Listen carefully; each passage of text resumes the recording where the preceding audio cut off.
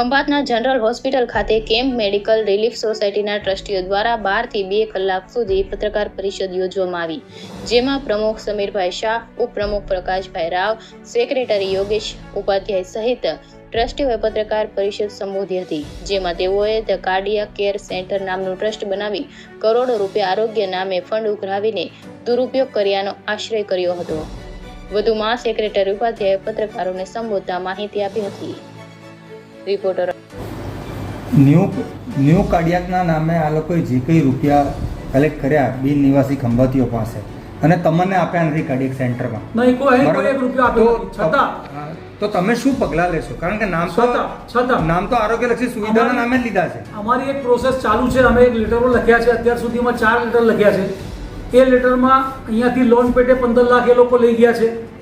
અહીંયાથી વિવિધ ખંભાતના 13 ટ્રસ્ટ નાના જે રજિસ્ટર હોય ના હોય આઈ ડોન્ટ નો, પણ એ લોકો એમના સમાજના લોકોને રાહત આપવા માટે પણ 24 લાખ રૂપિયા જેવી માતબર રકમ આ ધ કાર્ડિયાક કેર સેન્ટર એ લોકો પહોંચો એમની ફાડીને પૈસા લઈ ગયા અને એના હિસાબો જે રાહત આપવાની છે એ આ કાર્ડિયાકમાં અપાઈ છે, એનું કોરસ્પોન્ડન્ટ આજની તારીખમાં ચાલુ છે અને એમાં 15 લાખ રૂપિયા જે એ લોન પેટે લઈ ગયા હતા અમને પરત કર્યા છે।